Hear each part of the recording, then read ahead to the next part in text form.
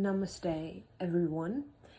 I'm going to give you Kundalini yoga for the awakening of you.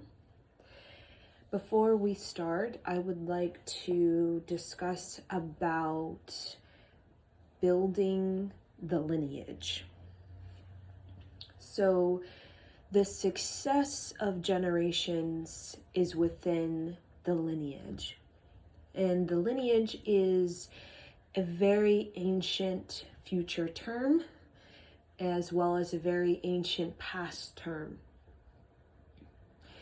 Lineage has everything to do with the prosperity of a generation, the creativity of a generation, and the virtues of a generation. So these words seem quite expansive, right? When we think of prosperity, right? Or creativity or virtues, there's a sense of expansion, there's a sense of emotional advancement and emotional maturity, right?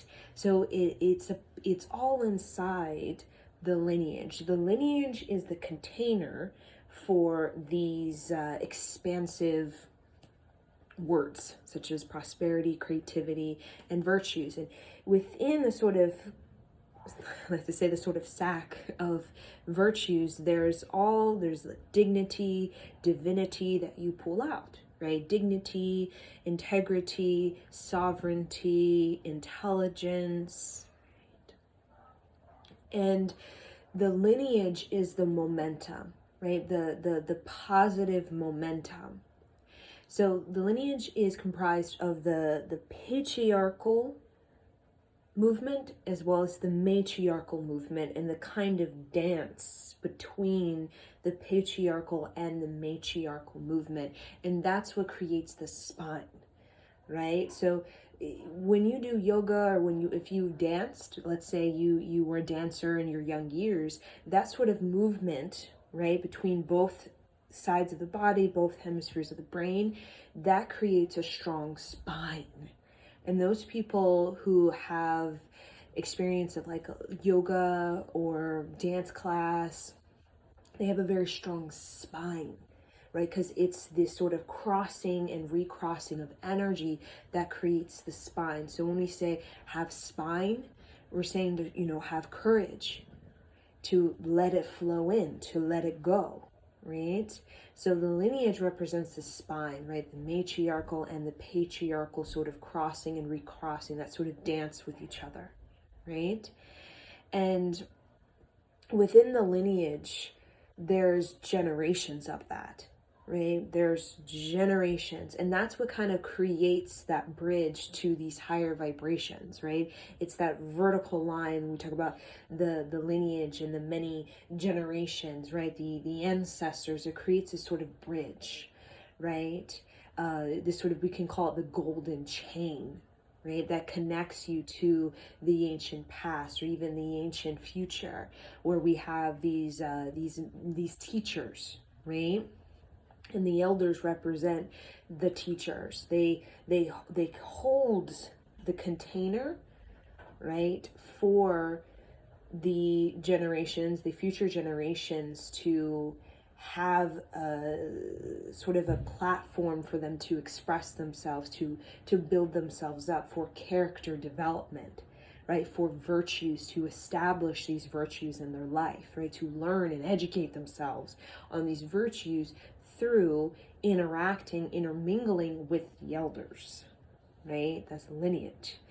And the success of this planet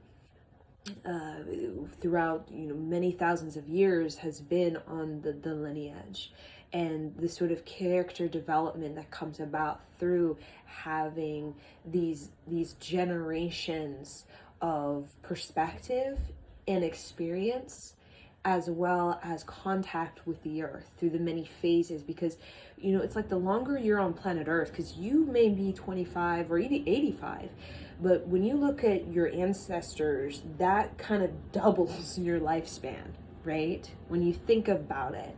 So the deeper that contact is, and you can even that the embodiment of you is the embodiment, that sort of bridge that connects you to your lineage, right? So when we talk about connecting to a higher vibration, we can say our lineage has, these ancestral traumas and these generational curses, right?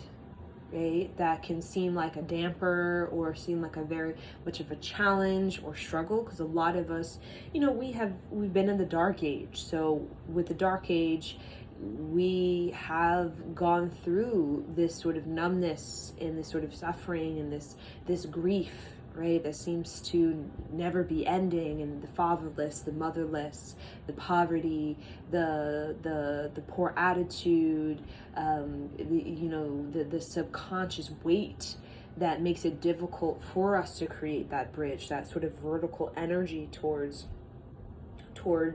our spiritual self, our spiritual well-being, and begin to integrate and channel down that pipeline talents, gifts, techniques, tools into the body, so that we can function more from our liberated state, which is craftsmanship, rather than from our state walking around like horses with no alpha, right? Walking around like, where am I supposed to go, right? With no alpha, right? And the alpha in many ways represents, again, the container that holds the lineage, the knowledge of, in this example, many generations of horses, right? And what has worked and what doesn't work. And the same thing goes with like an elephant, a matriarch, in this sort of different scenario, right? The matriarch is usually selected because they have the container for knowledge in many generations, and they know how to download it, they know how to access it, and they are deeply connected to it, right? They've had interaction with previous matriarchs and that kind of thing, right? So when we think knowledge is power, right? Lineage is power. And in many ways, we deconstruct the lineage as a way to control, right? Or we try to build up our lineage as a way to, in this sort of, patriarchal white man type of experiment that we've been in for thousands of years, as a way to try to compete, right? Compete and to dominate and to be the superior race or the superior family or bloodline or lineage, right? Because as long as, children are fatherless, motherless, you're not going to have the spine of the person, right? Or of the persons, right? And the spine has everything to do with what we're doing Kundalini yoga, which is exactly you building up the father archetype in you and you building up the mother archetype in you, right? And then having the dance, because Kundalini yoga, it is about character development in many ways, right? The father has to, your inner patriarch, right, has to do with your authority, right? The authoritative aspect of you, the leader aspect, the sort of alpha, the person who, takes responsibility, who takes accountability, who has, a sort of duty or participation with life, right? Getting things done, directing the energy towards the great, the prioritizing or delegating. The great matriarch has to do with our emotional maturity, our emotional well-being, or emotional advancement. Because us as human beings, we cannot reach these sort of higher initiations of creativity or prosperity or knowledge within the lineage, right? Strength, nervous system strength, without the emotional maturity, right? And that has to do with being tested, right?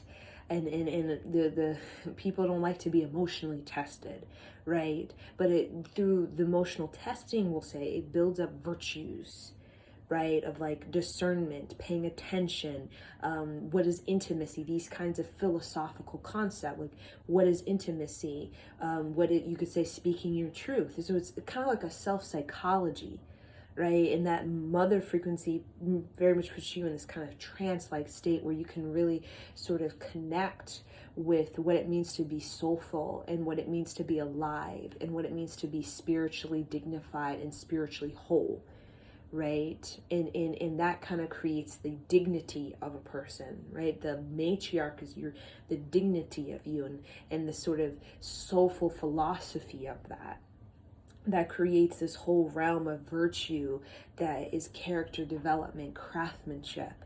So when a child goes to their mother, they're asking basically, like, they say, hey mom. Right now kids say, like, hey mom, like, I have this sort of skill, or I have this talent, right? Like, and the mother is that sort of encouragement for craftsmanship, right? The craftsmanship, right? The sort of, building it, the self-worth around your craftsmanship by believing in it and sort of imagining it and kind of, playing with it. And then the father has to do with the projection of the craftsmanship, right? You could say the selling of it, or the sort of the reciprocity of it, the sort of exchange of that, the sort of further education of that, the kind of progress of that, right? The kind of it being presented to the world and it being safe, and the creativity being served, right? So this is the kind of intertwining, when you think of the Kundalini, you're basically thinking of this.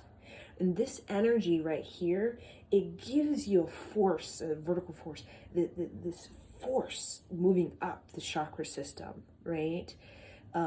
Which we're going to do a meditation about the sort of patriarch and the matriarch, right? And in our sort of outer world, right, that shows up as the father and the mother, right? And, when we have one absent, right, there becomes an imbalance, right, which a lot of us have to face and repair, right? And even myself, having the decease of my father at a very young age, I had to repair that within myself, right? And how I did that was I connected with an elder. I connected with a man, like a father image or grandfather image, and I connected to that channel to kind of sort of install the patriarch father within me, right? And I used Yogi Bhajan, right, as that sort of link channel through a patriarchal intelligence, right? Which we need both, right? So if you don't have the mother, right, or you're motherless or something like that, or if you don't have the type of mother that is actually holding the matriarchal frequency, because you can be a woman and you can hold the matriarchal frequency, but that doesn't necessarily mean that you're really amplifying it, you're using it, or that you're really trying to connect with it or participate with it. Every woman has a very strong matriarchal frequency. It's just the fact that you're participating with it, you're using it, you're going deep with it, you're accessing it, right? So if you're motherless in many ways, or don't have that type of mother that you desire, right? You can, again, link up to an elder woman that doesn't necessarily have to be somebody physical in your life, right? Like Yogi Bhajan is dead, and he was, he died before I was even born. He died before I was even born. So again, you can link up. It's the flow that they create. It's the momentum that you're linking up to. It's sort of chi and the usage of that, and the sort of knowledge of the chi that and how they moved it, and how they unlocked and opened up and sort of unblocked themselves to create that sort of electrified energy within themselves is really what you want to link up to, right? And there's always a teaching to that, right? There's always a patriarchal teacher, a matriarchal teacher. And in the sort of lineage, we talk about like the 7 lineage, right? The 7 lineage. And or the 14, right? The 14 generations. It's a common, the seven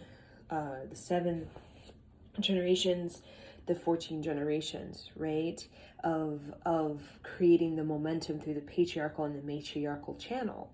And that has everything to do with perfecting the knowledge of that you're holding and you're containing within your your particular time space organization that you created with the many generations of you, right? Your grandma, your grandpa, so on and so forth, right? And all the sort of cousins and aunts that all sort of inputted their sort of transmission, right? So we're, you represent the kind of transmission of 7 generations, 14 generations, right? And you also represent the responsibility of that, right? And you're sort of, you get to, the organization of it, you get to kind of pick and choose how you're going to reorganize it, right? So you may be given a sort of organized sort of space, and let's say for you it feels totally disorganized, right? This sort of contained space in which 7 generations, and you have parents, grandparents that have created this sort of momentum through patriarchal and matriarchal that has kind of carried this sort of this horizontal sort of movement with life without this vertical type of channel of profound energy like poetry or creativity or music or virtues like self-esteem, self-worth, that kind of soulful philosophy. So they've just kind of been moving along, right, the earth without creating that sort of power surge. You can install it, right? You can install it as as you in your own generation that you hold, right? You hold your own generation, right? Like I hold the generation of the Gen Z, right? That's the time space I hold, for my life, right? The Gen Z time space. So the Gen Z time space has its own planetary progression, its own sort of portal. Within it has its own kind of human code or human sort of initiation. Like, for example, NTV generation, that generation has its own coding, its own sort of planetary or planetary as well as human sort of initiation or age, I like to say, right? An age of intelligence for that particular group, a particular micro group, right? So you can use the planetary progression or the sort of human kind of initiation to help you to install that kind of vertical buildup, right? To a surge of energy through yourself. And how we really create that sort of channel is through the dancing of the patriarchal and the matriarchal energies. The sort of, we call it, that's what the Shakti is. Because when you think of the Shakti, your Shakti represents sort of being in your whole. It's a woman energy, right? Femme consciousness, but it also has masculine principles to it too. It's whole, right? It's kind of seen as this like very feminine sort of power surge, but it also has this masculine, which is about being grounded, about being of the world and sharing your dance with the world, right? And you sharing your dance with the world to exchange energy, to create reciprocity, right? To even create equality or support equality or justice or fairness, right? To really create a abundant life for yourself, right? The Shakti energy. So that has everything to do with the Kundalini energy, the crossing and the recrossing, right, of the spine. Like you have a spine, and without a spine, it's like we are, there's a sense of just being bound to the earth, like just kind of, but not having that surge of energy to actually create this sort of, because earth is not this just horizontal, it's this vertical, like mountains, the rolling hills, the land ascends, it descends, and the sort of different altitudes, right? And for us to be able to handle the different altitudes, right, of life, we do have to have access to like a vertical energy, which has to do with our sort of spiritual lifeline, our spiritual life force, and and the kind of lineage of that when you think of, like, for example, chiefs, like, we can look at like Native American chiefs. We can also look at elephants. I love looking at elephants, and you can see the matriarch elephants. There's a sense of, like, you can see within the current matriarch that there's been like this whole momentum of knowledge of the land and how to use the body to create this experience for your whole tribe that is successful, right? And you can see that there's just like almost like it just goes on and on, like way far back and goes way far in the future. And even when you look at like Native American chiefs, you can see before the colonization, you can see the kind of the sort of lineage, the arc, I like to say, of men, right? Or the arc of women, right? Now, with the colonization of really everywhere, this on this planet, with this sort of patriarchal white man kind of experiment, I like to say, right? And that the sort of many ways the collapse of the sort of tribal ways, as we are sort of programmed to think the tribal ways it isn't efficient, it isn't sustainable, it isn't practical or productive.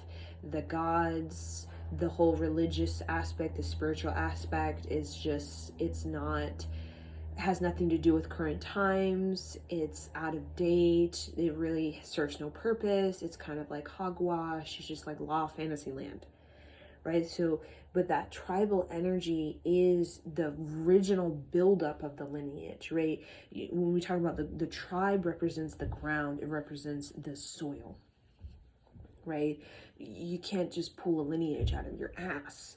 That either comes from the soil, right? The tribe represents the soil, right? You without the nutrients of the soil, you can't grow anything, right? So it represents the nutrients. So the tribe is associated with how to cultivate the land, right? How to understand the seasons, how to understand these type of your how to take care of your children, or how to have, to give birth, right? Conception, a man, right? The rite of passage of manhood into wisdom, rite of passage, womanhood into wisdom, right? That has everything to do, the rite of passage has everything to do with the soil, with the tribe. And then you start to kind of come out of the soil, right? You sort of, sprout, or, levitate. That's the vertical line. You start to build up the lineage. In each season, you can see it as a generation. You build it up, right? And then when you look at many years of like a rose, you see many, many generations, the death, the birth, the death, the birth, the death, the birth, right? And each sort of death and birth, there's a sense of experience with the earth, understanding, and that also creates a sort of intuitive ability, right? And that's what makes the alpha. When you think of like a pack of llamas or alpacas or horses, you always see there's this alpha, and usually that is the person who has the spine. And usually, the alpha is the one that, the other llamas try to, like, do these little things to try to test, usually the alpha is tested, right, by the, the emotionally immature sort of llamas that are just, doing whatever, right, kind of like, having no clue, right? They're seeing like adolescent type of llamas, right? And they always be testing the alpha. And the alpha has the spine to be able to pass these tests. So usually the alpha, the matriarch, patriarch, is the one that's tested, right? And this goes all the way back to the ancient Egyptian times, where you are tested. And the testing for the alpha is not just within you, it's within many generations of you. And you get to see, when you really connect or meditate upon your sort of lineage, or your sort of arc of women or arc of men, you can kind of see the different scenarios, the different challenges, the different time space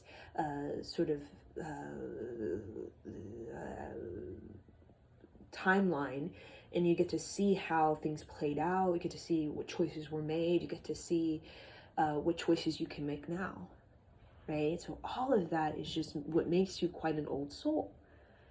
And you don't necessarily have to be somebody who has, been around the block 20 million times, incarnating, reincarnating, reincarnating. You just have to know how to connect with what you have, right? You need to know how to connect with what you have, and take responsibility for your opportunity to reorganize it if that is what you choose. But the reorganization of, like, say, poverty into abundance, mindset, or whatever subconscious sort of weight you have that has a particular frequency of, like, self-concept or self-esteem, it's going to require you to input higher energy that comes from the vertical sort of whoo, right? And many people have done that. They have linked up to this vertical energy. We call this like golden link, where they were able to create this sort of velocity of the matriarchal and the patriarchal intelligence, creating this dance. And that's the sort of highest energy we can create in the physical body, is the patriarchal the father and the mother sort of dance, right? With the sort of wind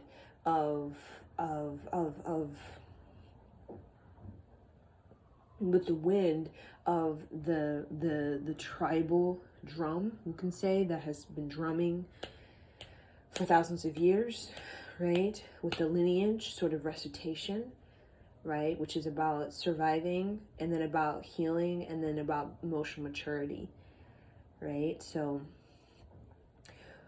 with our lineage, the momentum is through the three lineages, the three, right? When we talk about building up the lineage, it's in the three generations. It's in the child, it's in the mother, it's in the grandmother, or, the son, the father, the grandfather, right?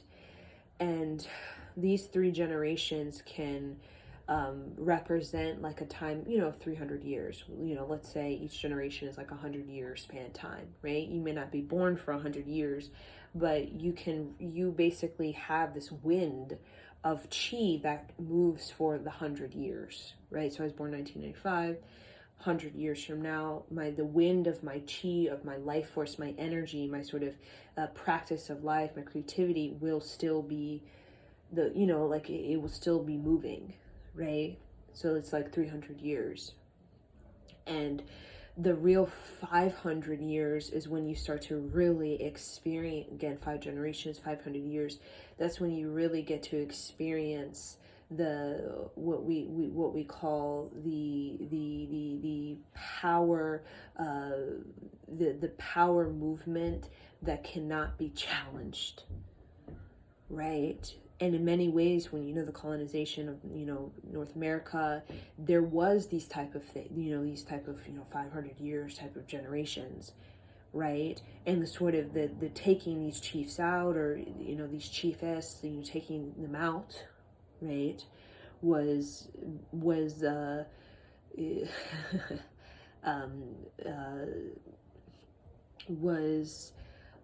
attempt to sort of eliminate that momentum. But that momentum cannot be eliminated. With the 500 years, that wind, it will go for 1,000 years. The spiritual wind will go for 5,000 years. So you can have, in the collapse of your lineage, or, due to colonization and these sort of inputs of these lower vibrations that are, you intermingle with, that, discrimination, segregation from your own people, and from your own right to be happy, and right of, just natural things of survival. The wind of that spiritual wind will be there. And that's the thing of why this yogic science has still gone on. Even now, it's like 40,000, 80,000, even before that, years old. The reason it's still, the wind of it is still going, is because not only was there 500 years, there was a lot more of like 5, 7, 20 generations practicing and perfecting the teachings, right? So it can go dormant, right? It can be, obliterated, it can be removed, and it can be exiled, banned, whatever it is, right? But that doesn't mean the spiritual wind will not be there. And that's the thing about the sort of Native American, you can say the spirit, right? And the sort of teachings of the land, and the sort of the we can call the sort of container in the space, right? It can be dormant, right? But it doesn't mean that it's gone. It doesn't mean like it's there. It's just a matter of fact of unlocking it. When you unlock it, it's like all this pranic wind, just whoa, you just get electrified with it, right? And then all of a sudden your memory body, regardless of if you have no sort of connection to your Native American ancestors, or you're like 3% or something, 16% of that, you can still tap into pranic wind, and you can use that, and that can come through your creativity, that can come through your sort of, it can give you a boost, really. That's what why we 3 generations is to give you a boost in the right direction. That's what elders are for. Your mother, father, grandmother, it's to give you a boost in the right direction, right? So that you have such a velocity to your energy chi and your sort of creativity, where you it's almost like you erase the bad karma, you absolutely erase the negative karma, you erase the misfortune, you just erase it all for the generation to have an experience of yes, challenge and initiation that will test and break you down and all that kind of stuff, but will also be one of a more ecstatic, exalted state. Right, and I think that's what a lot of us are trying to sort of recreate and sort of repair, right? But the fatherless, the motherless, that is what creates this sort of imbalance within a child, right? Or the father and the mother being against each other, that's even more of a sort of imbalanced, right? Which is Adam and Eve. It presents this program of like man and woman are like battling each other, right? So woman, it's like never enough. I want more love. I need more energy, more time, more self-care. I need more from my husband. But really that more that she wants is the more sort of practice of her soulful philosophy.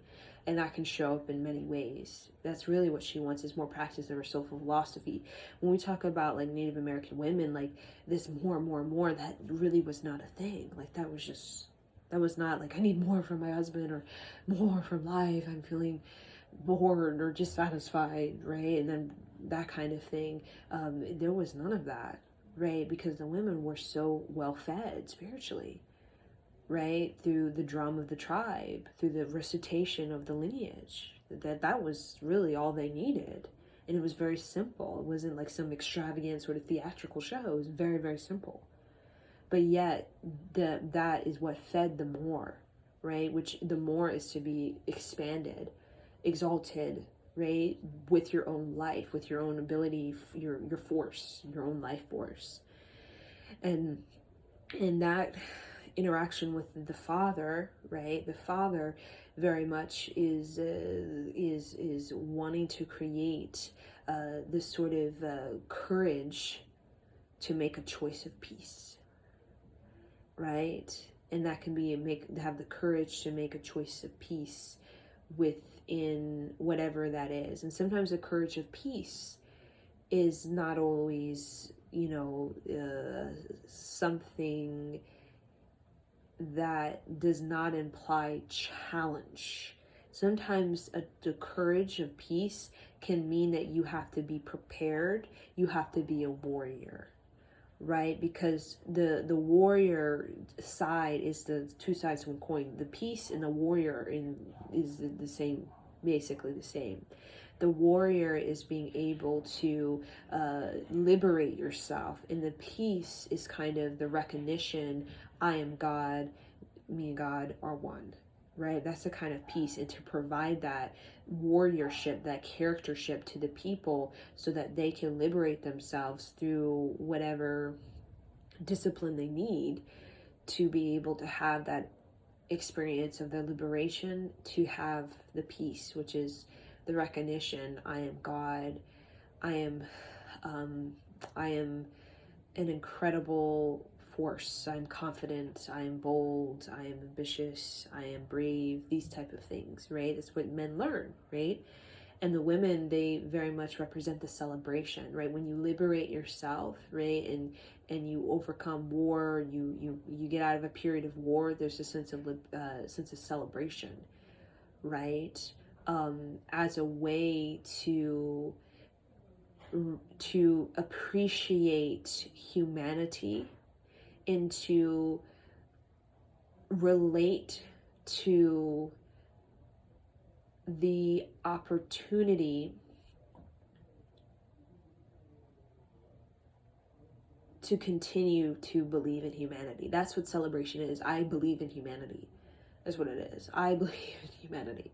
So, in celebration, like, we were, the Second World War, right? You come out of that as my great-grandfather, and there's just, right, the baby boomers, right? The celebration of all celebrations, right? And the end of this great suffering and this great turmoil and this great sort of deep sadness. And that celebration has to do with, I still believe in humanity. Right, so when you're doing your dance, and out of I still believe in humanity comes all these dances. So, like in a great period where like you're in a native tribe and everybody's sick and everyone's dying, and there's, you don't know what it is, right? And you're trying everything you can do to heal the people who everyone's dying, and it's just, it's like in the next 6 months everybody might be dead, we don't know.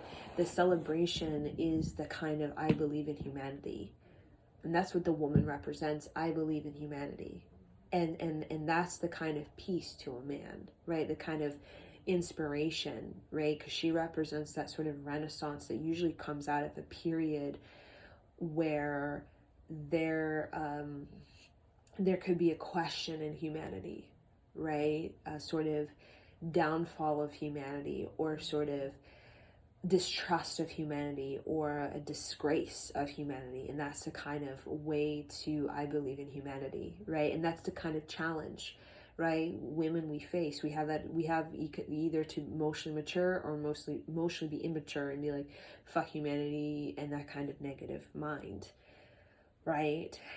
But men, they feed off of that energy. So the Native American men, they were so, like, exalted because, the women would have this great ceremony with celebration with what they were doing, with the women, with the kids, with the earth, the medicine, all of that kind of stuff, the spirit guides, the sort of their spiritualism, and men would be exalted by that, right? Because and that creates a warrior. Seeing people believe in humanity is what creates a warrior, right? A protector, right? Somebody who creates a sort of discipline within himself to look at humanity through the eyes of God, as me and God are one, right? And to actually to project that out, right, into the young men and into why they go to wars, because they believe in humanity, or they're at odds with themselves. They're sort of battling themselves, trying to work something out, some karma with themselves, or collective karma. But that kind of this sort of mending, or this sort of force of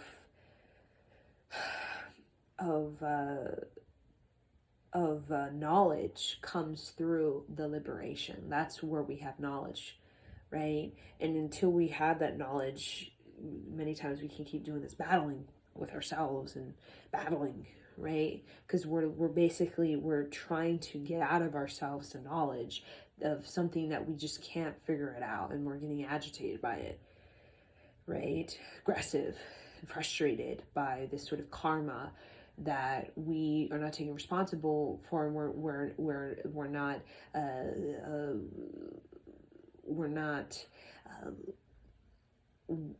strong enough to connect with the knowledge of what we're experiencing, this sort of challenge. We don't know how to initiate ourselves through it. We get kind of like just agitated by it, right? And then we battle ourselves and battle other people. We're agitated by diversity. We're agitated by all these religions. I'm agitated by Muslims. I'm agitated by, the Jews, right? And not understanding not knowing how to initiate oneself. It's just like in the challenge and just kind of doing this and then feeling really tense and not knowing how to flow with it, how to creatively move it in a way that creates a sort of experience of knowledge. So that's what we're working with this particular practice, this particular Kriya that I'm giving you all for sort of how we can build up the lineage so that we can start to, we want to sort of resurrect is what I want to say. Resurrect the patriarch and the matriarch within ourselves, right? The sort of father, the sort of mother, that's the elder. When the father and the mother are kind of in this sort of dance with each other, that's the sort of elder knowledge, right? In our sort of, dominating patriarchal force, the sort of downfall of that is not including the woman, right? Not including emotional maturity, right?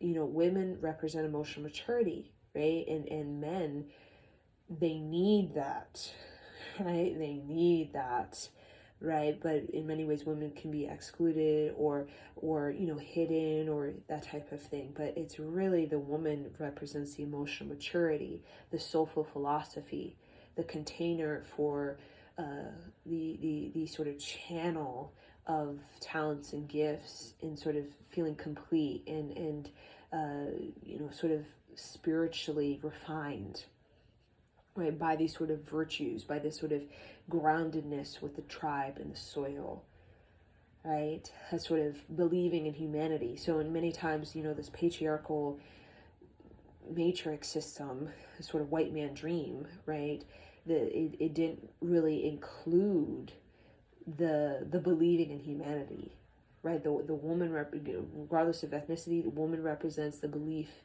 I believe in humanity, right? And that I believe in humanity at the end of the day is how we're able to, how we are inspired enough to liberate ourselves, right? And a man represents the hud, the liberation, right? The push, the force to be reckoned with that crack open somebody, that leads to the sort of character, right? Men represent character, women represent craftsmanship, right? I don't think I can say craftwomanship, right? So character and craftsmanship are kind of like hand in hand, right? Like two sides to one coin, right? And the craftsmanship of a woman really holds the sort of I believe in humanity, and with that kind of I believe in humanity, that kind of echo throughout thousands of years, in it has these sort of tools, techniques, and talents, this soulful philosophy that has a sort of transformative ability to heal, resolve, complete whatever it needs to be, to sort of create a continuous sort of joy, self-esteem, or self-worth that is able to cycle through patterns that have energy rather than cycling through patterns that, constantly battling yourself, right? So in this patriarchal age, our whole character was battled, right? We're battling our self-worth, we're battling our self-esteem, and Kundalini yoga is, in many times, people feel like they're battling themselves, right? Like, right? It's just like, whoa, like it seems so intense because you need that intensity.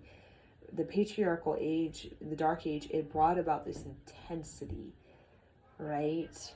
And that is how we that's character development. Intensity creates a sort of electrical, sort of electricity, right, to turn the light on, which represents the sort of the woman, the light, right, the lighthouse, the knowledge on what is light and the usage and the purpose of it, and the continuity of that light, right, the usage of your chi, and how to use it to help you get where you're going in life, wherever that may be for you and what you want to do. So light bulb, the sort of electricity, is that sort of intensity, your character, right? The stronger the character, the more intense you are, passionate, ambitious, what, your aspirations. But the light bulb, the actual sort of, light reveal, that represents the sort of the craftsmanship. It represents you showing up to the world and expressing yourself, articulating yourself, and it represents the sophistication of you. When you see a light bulb, I'm sure back in the old times, right, when you see that, you're like, oh my God, that's so sophisticated, right? It represents the innovation, the inventiveness of human capability. And that's the craftsmanship, the inventiveness, the innovation. And when, light bulbs came out, I'm sure everyone was like, oh my God. They were just exalted. They were they're like in this great celebration, probably singing and dancing about light bulbs, right?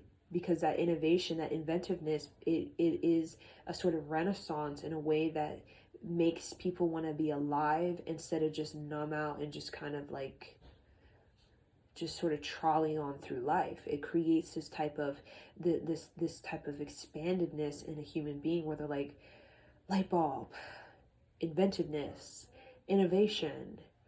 Okay, right? I have the character, the intensity, to light it up, or to turn on my own light bulb of my brain and my mind and my body movement, right? And I use the inventiveness, the innovation, the creative energy, the ingenuity to repattern. So if I'm dealing with a lot of jealousy, or you have parents that you jealousy, or parents that don't want you to do well because they feel low about themselves, and they choices that have created to sort of lock them in to something that they really don't want, lying to themselves, whatever that is, right? You can see it for what it is, right? You have it in you, the sort of intensity of the patriarch and the sort of light bulb of the matriarch, to be able to redefine that, to reorganize that, right? To renew, right? To renewal your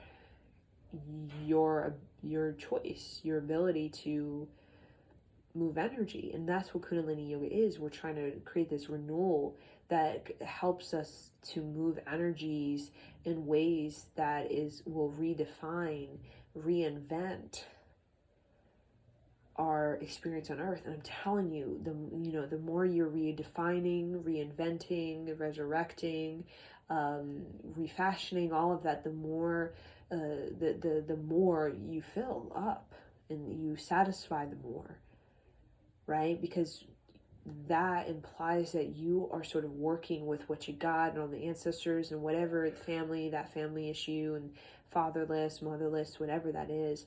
And you're using your energy to sort of gain, to create this sort of mending of the battle, the sort of knowledge to the battle, the sort of new cycle that you're trying to install, right? We're all trying to install a new cycle, right? And we all come from these cycles that a lot of us, were created before we were even born by a father or grandfather, all this stuff. And that's about you. When you create a new cycle, what is a cycle? It's like a circle. You're revolving, basically, right? A revolving is the sort of the circulation of energy, the sort of phases, the patterns, the sort of chronology, and the sort of movement, time, space type of thing.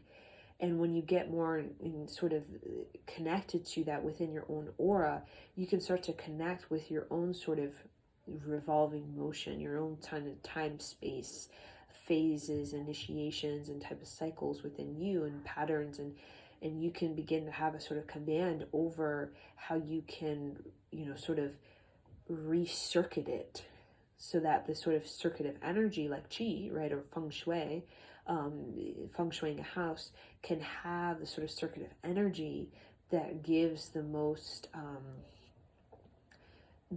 sort of balance, right? So that's what I really want to share with you. Also, we'll bring our hands together. Inhale, exhale.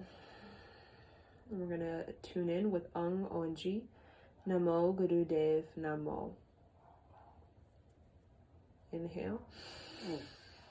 Om Namo Gurudev Namo. Om Namo Gurudev Namo. Om Namo Gurudev Namo. Inhale. Hold the breath. Press the tongue on the roof of the mouth. Squeeze up and in. Squeeze sex organ, rectum, navel, belly button, spine. Spine is tall. Roll the shoulders back and down. Tucking the chin slightly. Open the heart.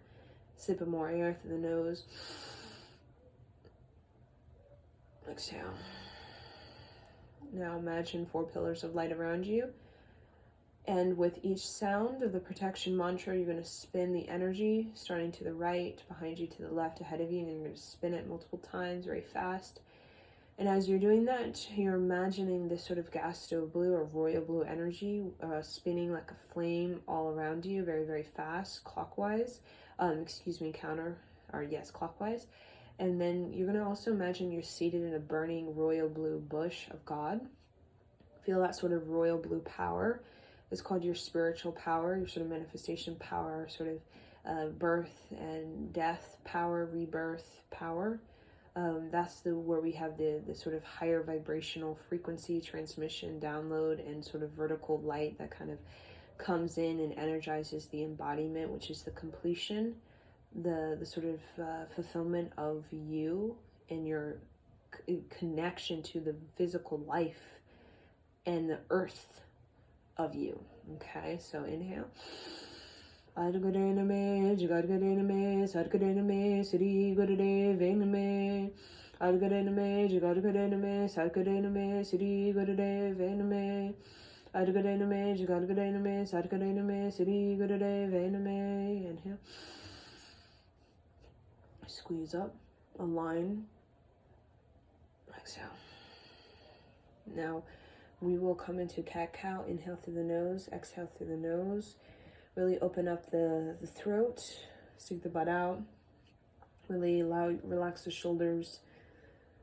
And when you round the back, squeeze belly button to spine, and really feel the tailbone tucking under, like a dog's tail kind of going under the butt, and the pelvic area kind of thrusting forward and up towards the navel.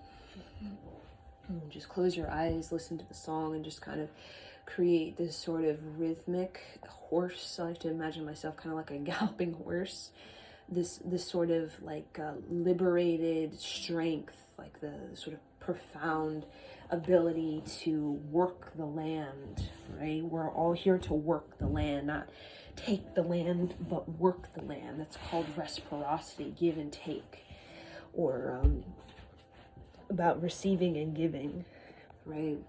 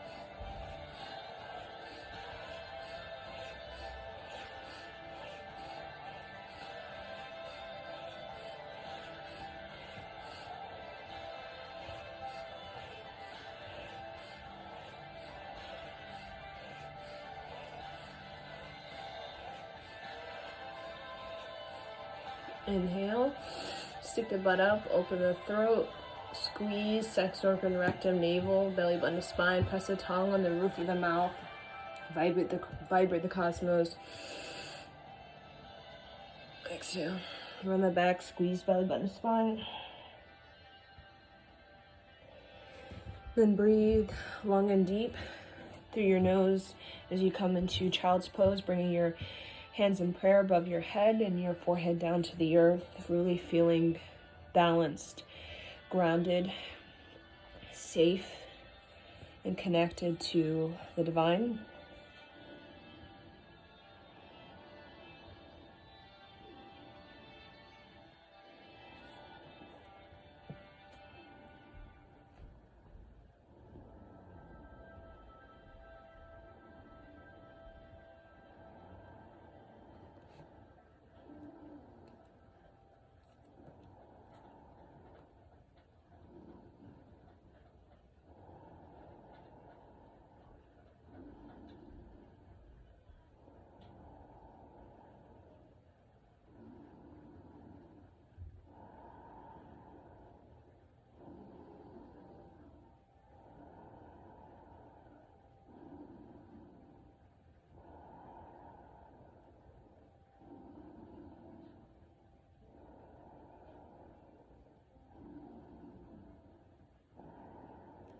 Okay, inhale, exhale.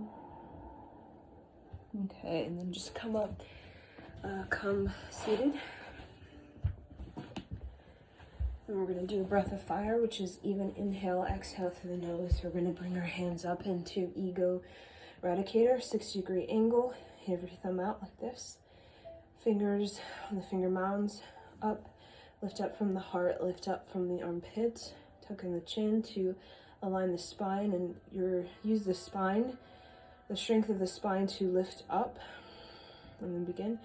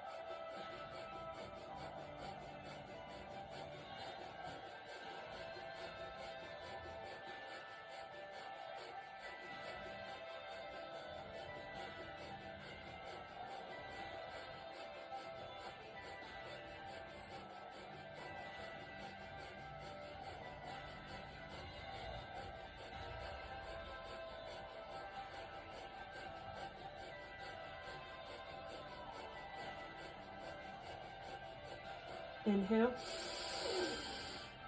Squeeze. Bring the thumbs together. Index fingers out like antennas. Stretch up. Sip up more air through the nose.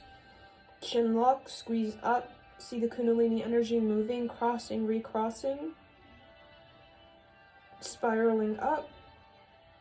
Spiraling down into the earth. Exhale. Just bring your hands slowly down. And then we're going to do a fist of anger to really get the energy moving. Fist of anger. Thumb on the pinky mounds, the Mercury fingers over the thumb. And you're going to move it around your head. You're going to do a breath of fire through the O-shaped mouth, and you're going to bring up all your anger, resentment, frustration, agitation, all of that heat, the heat, and you're going to liberate yourself with that heat.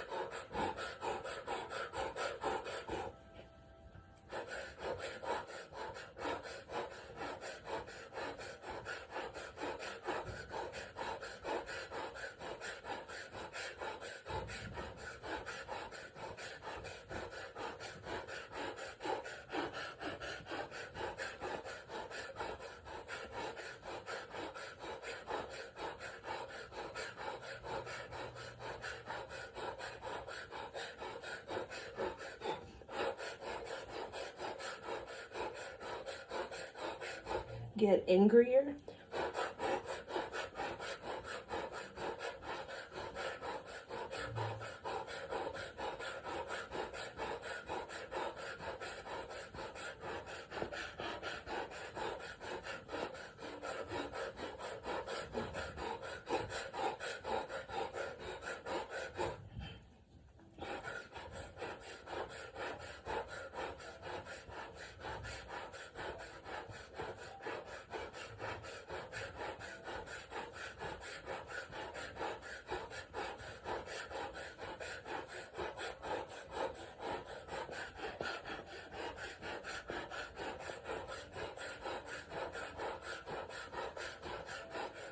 Inhale, interlace the fingers together. Bring the palms to the sky. Inhale through the O-shaped mouth. Like sipping up air from the universe. Squeeze up and in. Lift up the heart, the armpits. Press the tongue on the roof of the mouth. Sip up more air. Exhale.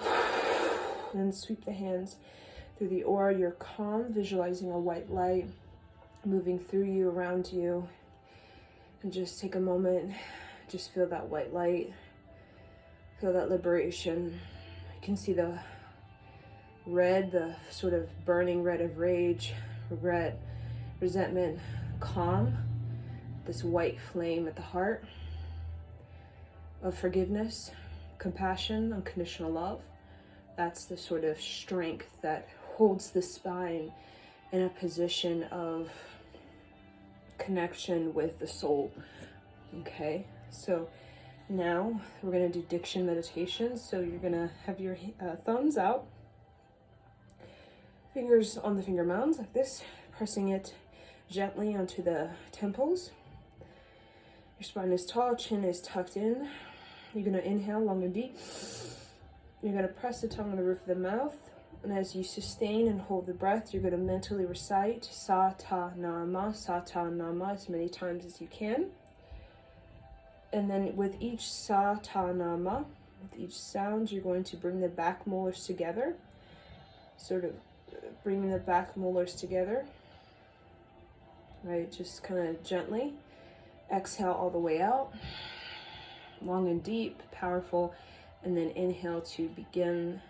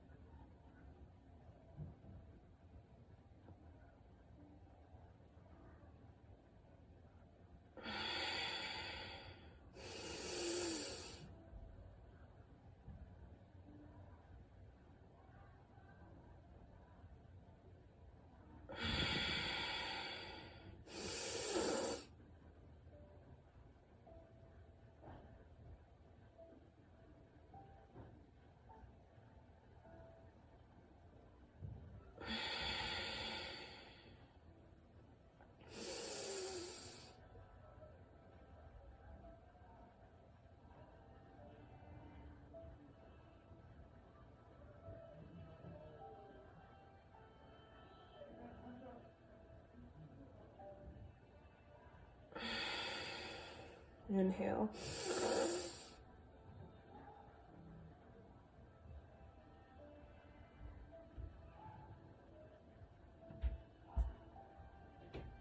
Exhale. Relaxed hands, Gyan Mudra.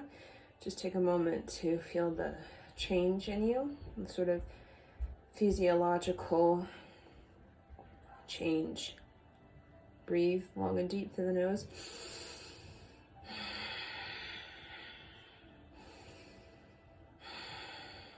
Okay, so that's kind of our daily dose, right? Our daily dose that we can do as a sort of morning sadhana, or sort of you can do it before you kind of go to bed to kind of get out the energy so that you can relax fully, but this is more of morning energy. So we're gonna do this Kriya for really building up the lineage, which basically see the lineage is how sophisticated your channel is. That's basically what a lineage is how sophisticated your channel is. So what are you inputting into the system, right? The sort of vertical, the spine, right? The Sushmana channel, the spine, and what's coming into the spine, right? We're talking connection to God, the divine, right? The recitation, that's your lineage, right? The tribe is the drum, the heartbeat. The recitation, the mantra recitation, is the input of frequency. So first, when you're an infant, you're in the womb, in utero, first is the heartbeat, is the drum, the tribe, your connection to the soil, the womb, the earth. You're in the planetary system, the planetary cycle, planetary progression. And then get out in the womb, out of the womb, the mother, while firstly in the utero, mother inputs the frequency, the mantra recitation. And mantra can be positive, negative, neutral, right? But there's a recitation, and that a mother can have a recitation like low self-worth, and she keeps playing that again and again and again and again, right? That's her recitation. Or it could be, a positive recitation of, high self-esteem or high self-worth, or a neutral recitation, which is knowledge, right? It's the sophistication, right? Where you're dealing with all these scenarios from a sense of self and other, vibrate the cosmos, right? Self and other, vibrate the cosmos. So a woman that recognizes the, herself and other people, the life lesson, the sort of education of it, and the self-psychology of it, the opportunity to kind of review, right, her sort of energetic state, her sort of psychomagnetic state, her physiological sort of state, so she can reorganize it. That's the sophistication of the channel. So we're going to be seated, and we're just going to grab our elbows like this, and then we're just going to rotate the spine, and we're opening up the heart in this way, but we're also creating the heat, moving up the heat into the heart. And we're listening to this mantra that works with the sort of heart energy, the sort of sophistication of the channel that every person has, just as a matter of fact of the sort of Kundalini, right? Energizing the spine, right? Some people have a frozen spine. Nothing gets in, nothing gets out, it's just frozen. So the warmth of the Kundalini is moving the energy. And just breathe long and deep. And you're going to just rotate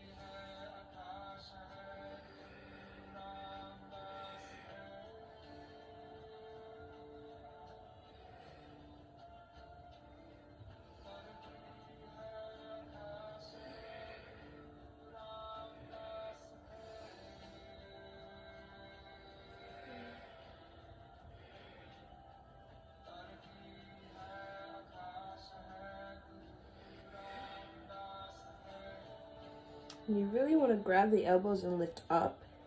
So I'm not just like sort of just chilling it on the top of my head. I'm sort of lifting up.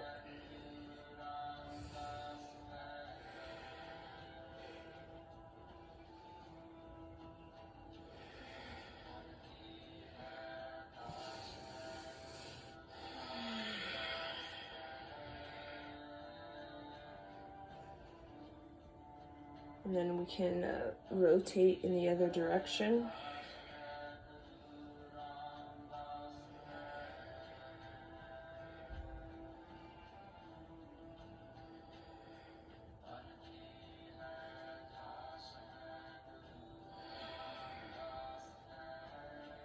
So when you hold your hands above your head, like in this posture, you're also working on the ribs, opening up also the lungs. Whenever you put your hands above your head, you're opening up the lungs,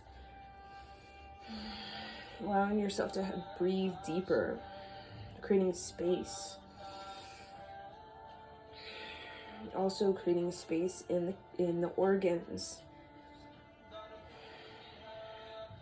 warming up not only the spine, the organs, the heart.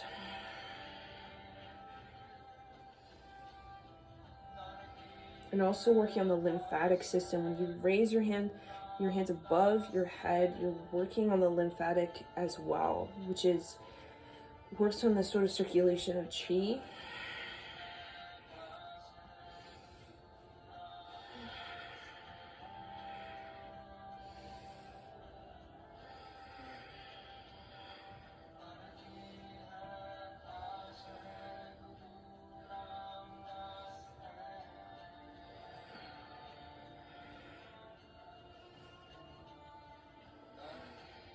Okay, inhale, straight spine.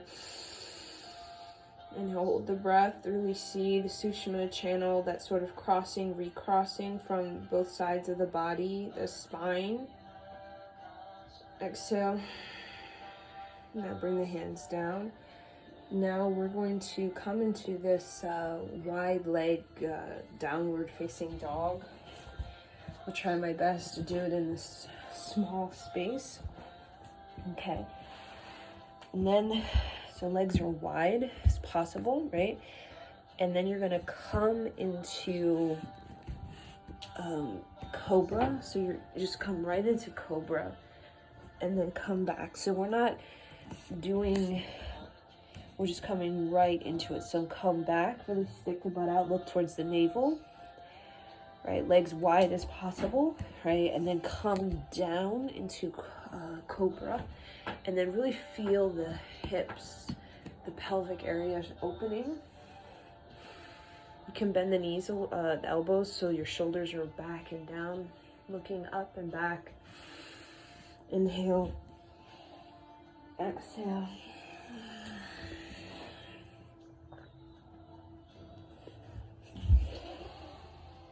Inhale, exhale.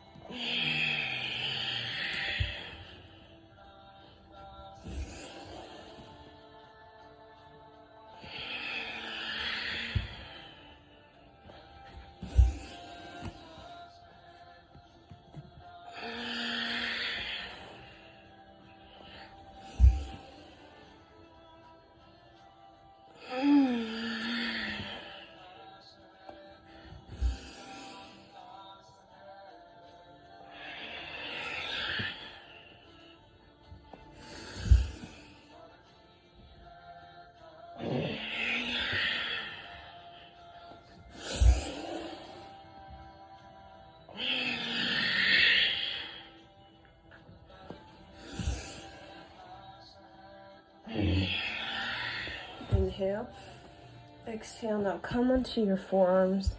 Keep your legs wide as possible. And then you're just going to inhale, bring the right foot to the butt. Inhale, exhale, bring the leg down. Bring the left leg, heel to the butt, and then exhale down.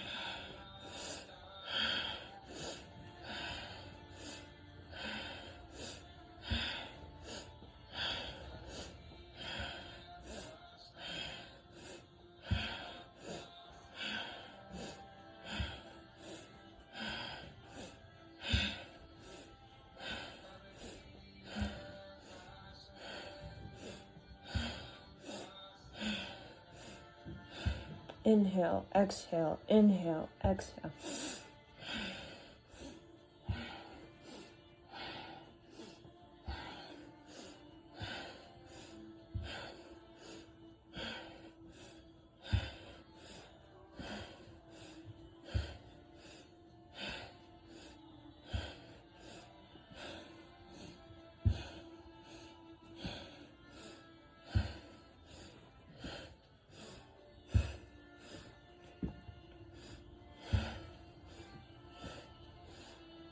Again, your legs are wide.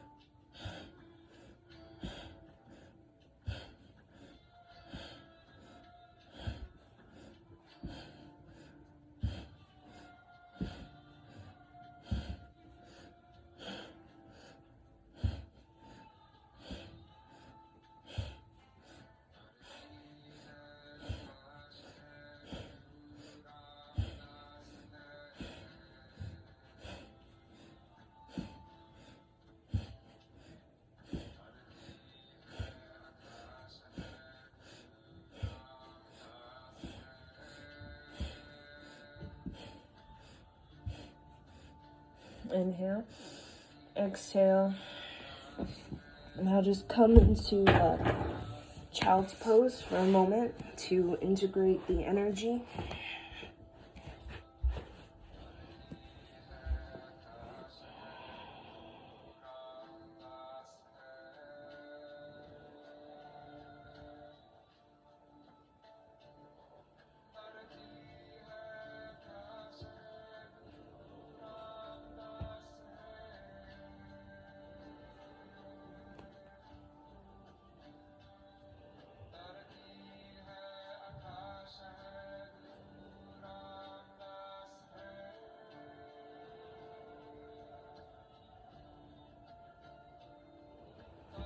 Okay, inhale. Exhale, come up. We're going to come standing, have our feet wide, our hands out, palms facing down to the earth, like this. And then feet are parallel, as wide as you find balance. And then you're just going to rotate the neck around as you also rotate the hips around. So the neck and the hips.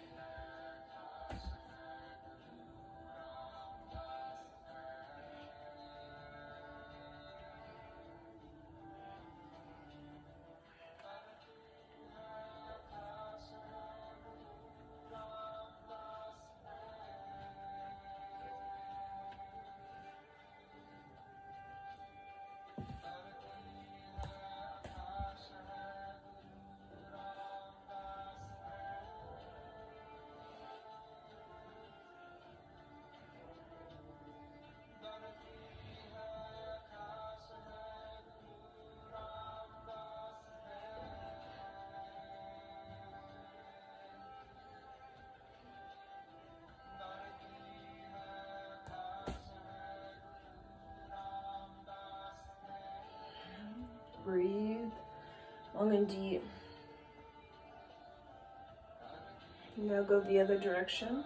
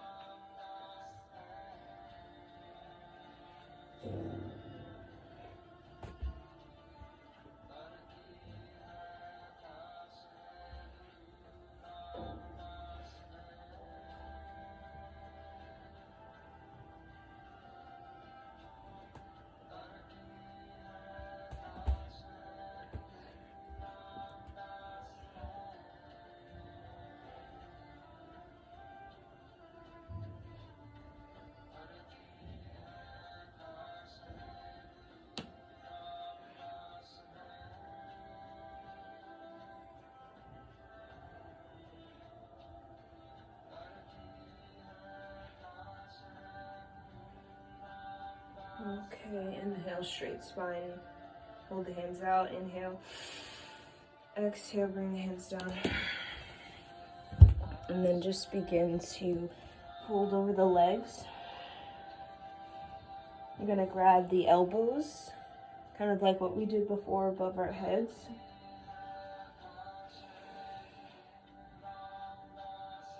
And then what you're gonna do is, with your arms, you're gonna create like a figure 8.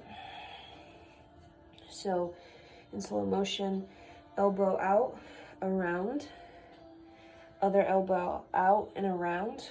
Yes. And you're gonna breathe long and deep and allow that motion to help unlock the spine, the deeper spine.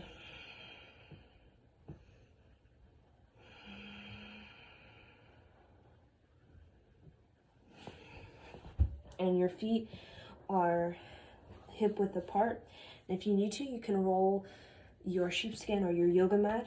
You can roll it so that it's under your heels, so that you're on a downward slope, right? Which is even more healing for the spine.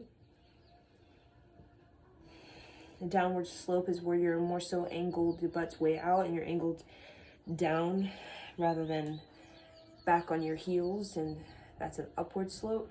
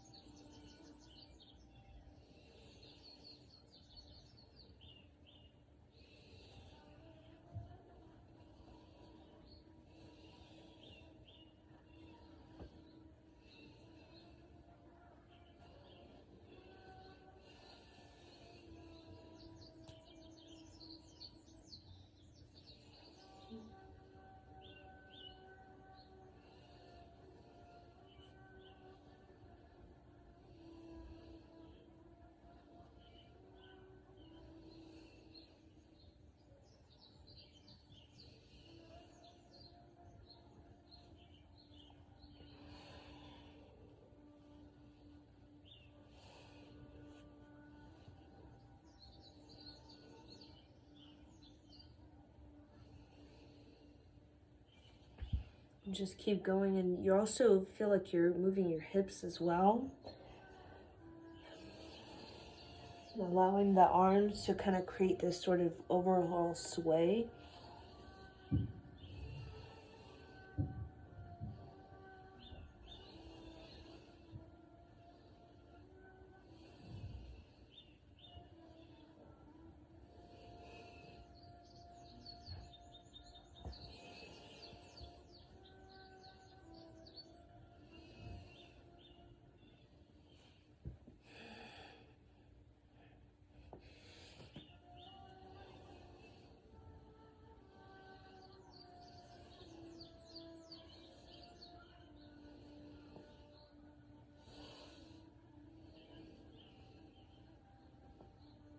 And you're gonna feel it in the spine as you kind of sway. You're just gonna feel like this hip, but also this just whole spine just like moving and uncrossing and recrossing.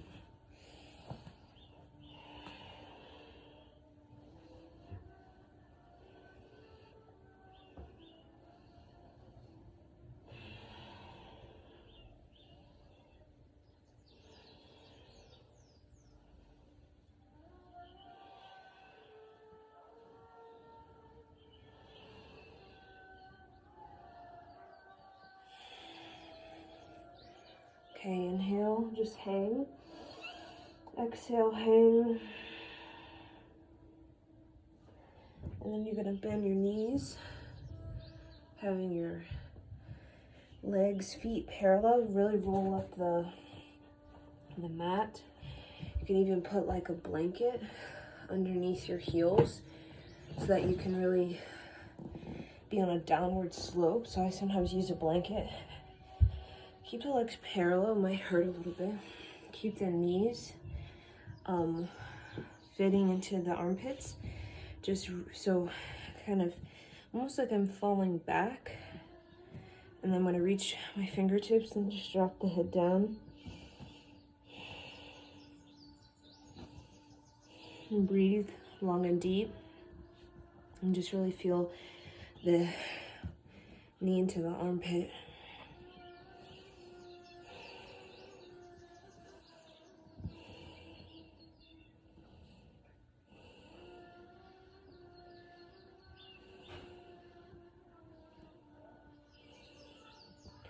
You're opening up the back in a unique way, right? So again, feet about hip width apart, putting a pillow or blanket underneath my heels so that I'm able to stabilize myself, right? So both the balls of the feet and the heel are on the ground.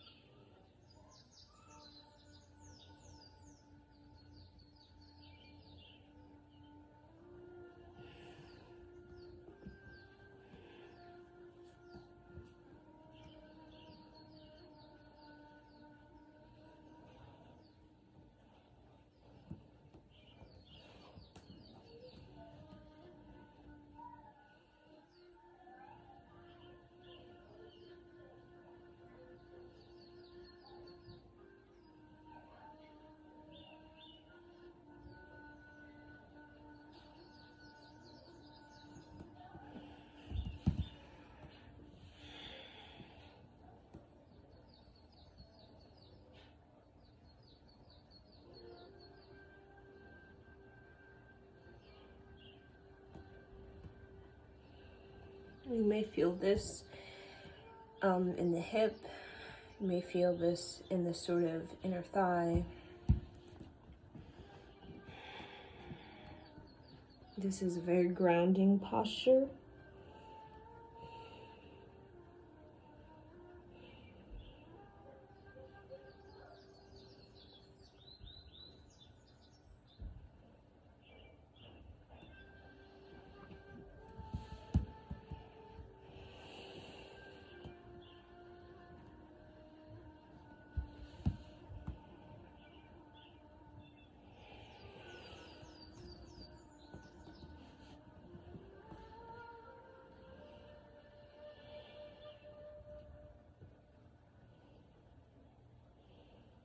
Okay, inhale, exhale.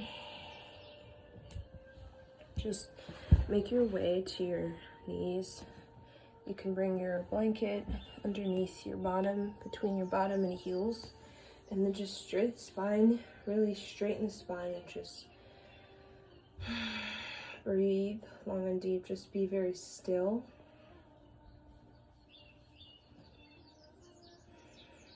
And just feel the energy naturally moving without you needing to move.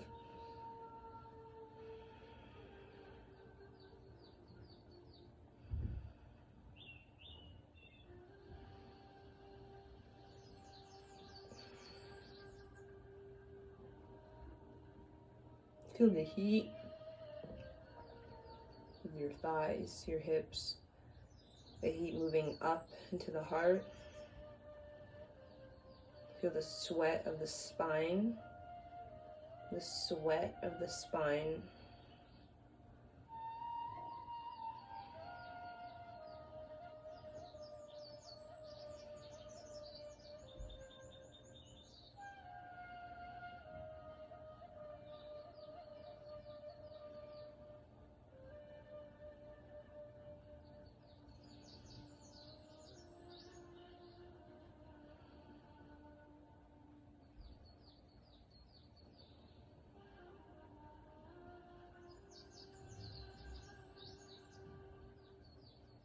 And then I want you to just begin, it can be slowly, I just want you to begin to move your spine from the tailbone all the way up to the pineal gland. I want you to see the spine kind of going side to side like a snake. Almost like you're putting yourself in a trance by this movement. It's very subtle. It's not big movement. It's just very sort of subtle. But you're going to see the spine creating this sort of serpent movement.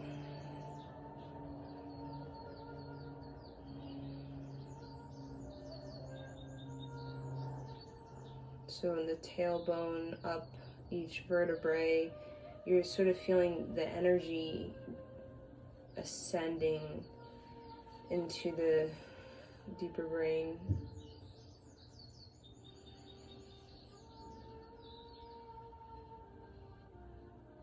Literally imagine a white snake as though it's kind of moving up your spine, snaking up the spine.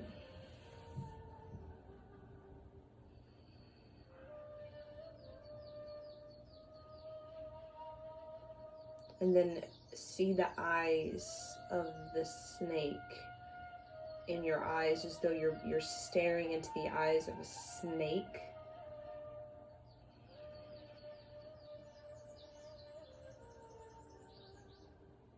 Like a serpent trance.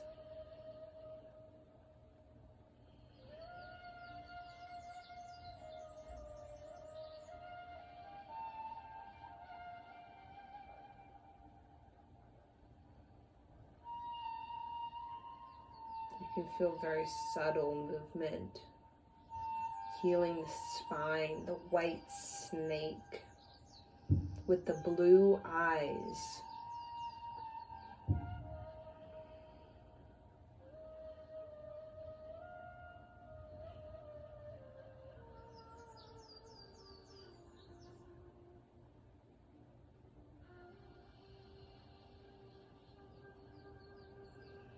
Breathe long and deep. With each breath, you're moving the snake, the serpent through the spine, helping to repair the discs of the spine, the vertebrae, healing, repairing, all the way up to the top vertebrae, going to the brain, healing, repairing the spine. Visualize the white snake repairing the spine like the serpent, the serum. The serpent has serum. See that serum going up the spine, like a serum that heals the spine.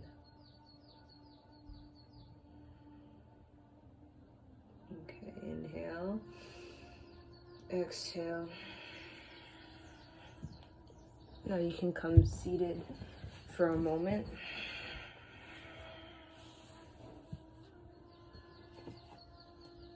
And then we're going to come standing one last time, as we're going to really unlock the energy, the energy, the energy.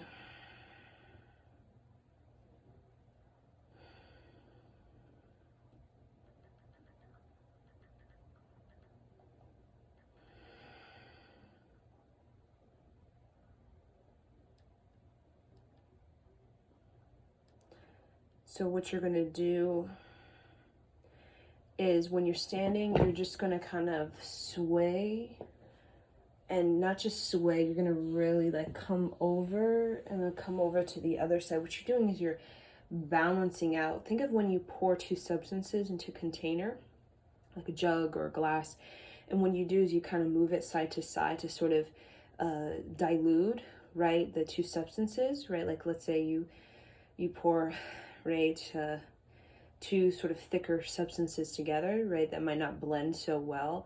You kind of move it, kind of get it sort of equalized. So when we do movements like this, or even what we just did, the serpent,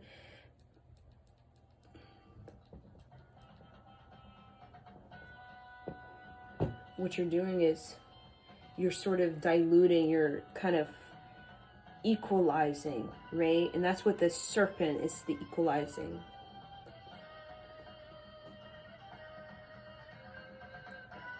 So we're just going to listen to this music and feel that sort of equalization. And you want it to be sort of ecstatic, not basic. So it looks like this.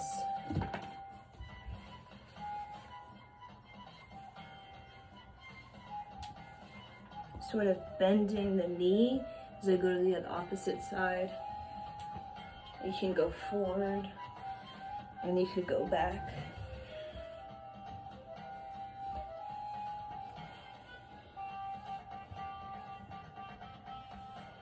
And I'm using my shoulders and my hips to kind of guide me.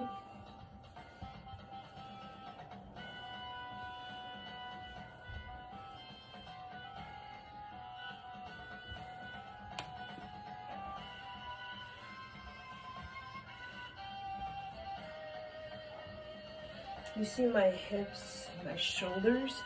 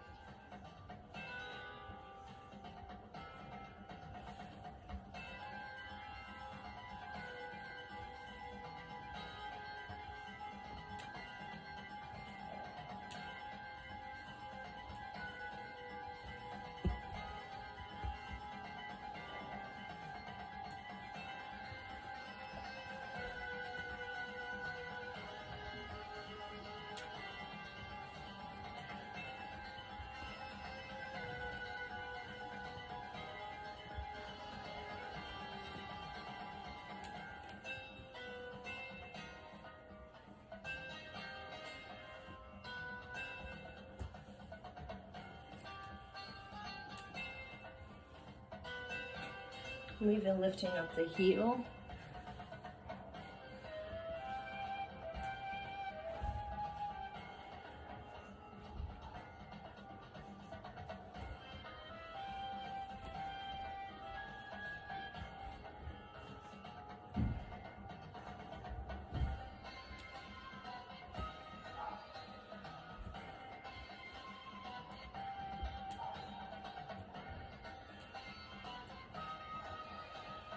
Okay, inhale, exhale. Now come flat onto your belly. Come flat onto your belly, listening to the mantra, feeling powerful energy moving through you.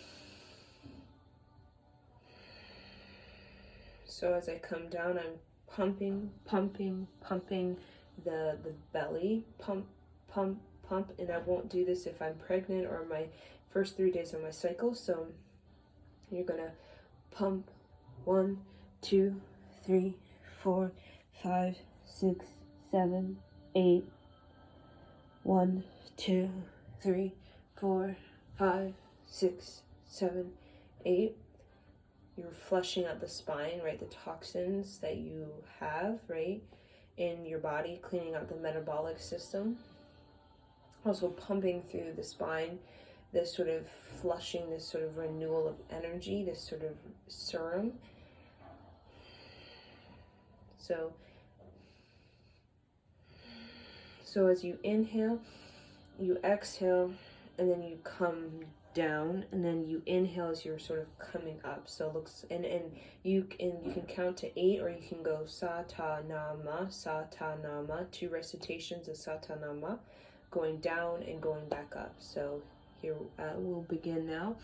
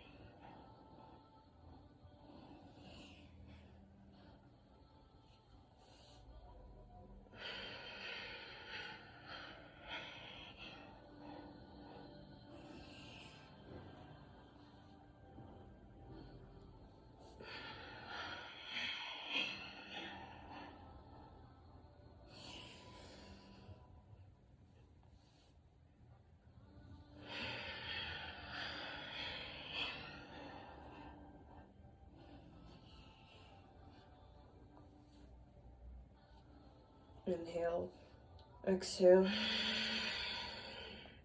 and then what you're going to do is you're going to just go sa ta na ma, sa ta na ma, sa ta na ma, sa ta na ma, sa ta na ma, sa ta na ma, sa ta na ma, sa ta na ma,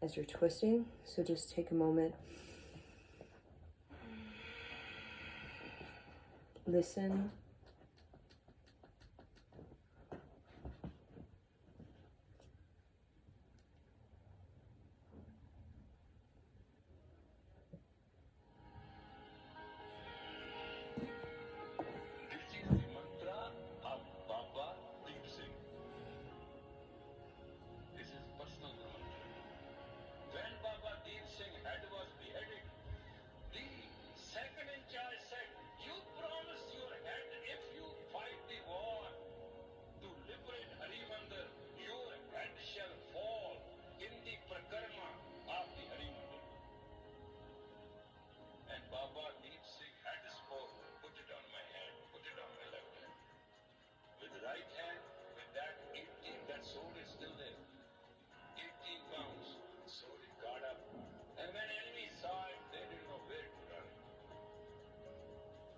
So bring the hands to the back of the neck, hold.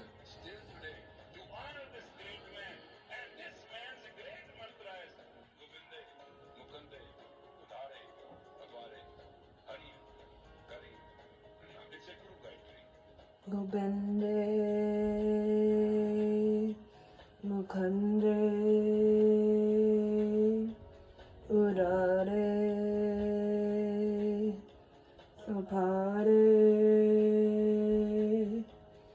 Hariyam, Kariyam, Niname, Okame, Gobinde, Mukande, Udare, Apare, Hariyam, Kariyam, Niname, Akame. Now do breath of fire.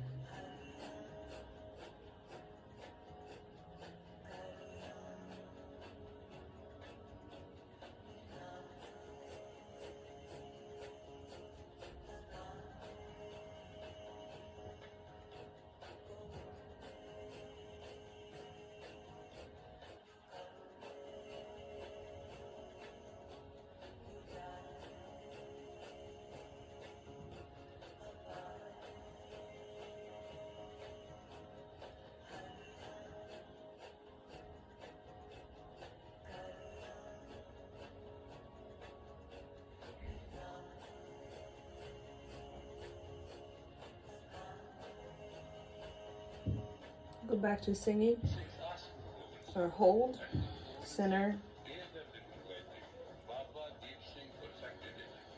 breathe long and deep.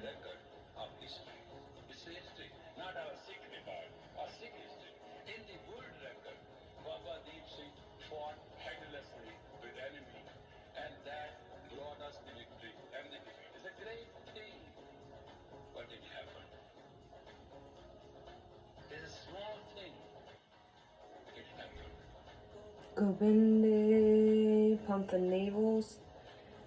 Mukande, bring it to the spine. Udare, Apade, push the Kundalini up. Hariyam, Kariyam, Niname,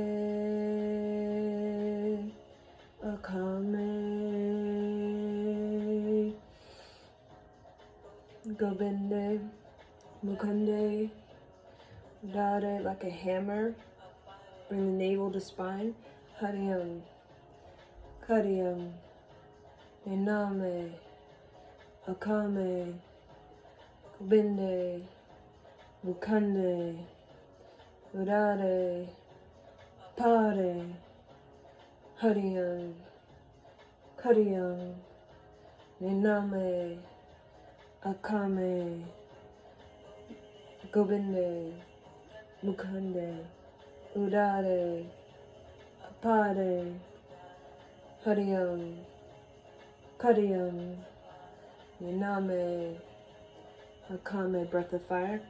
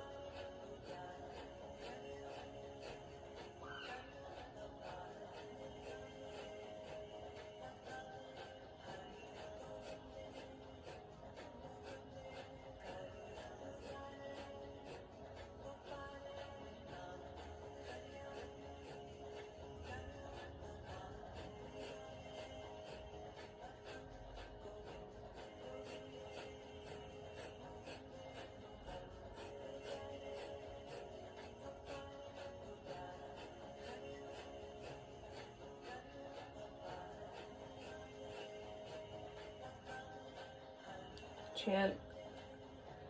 Mukande, Udare, Apare, Hariyam, Kariyam, Niname, Akame. Straight spine. If God wants you to live, He'll make you live without breath of life. And He does in the womb of the mother. You don't breathe, and you live. All the stories in the religion, all the stories in every religion, just tell you one thing. In the eyes of God, we are all one, because there's one God.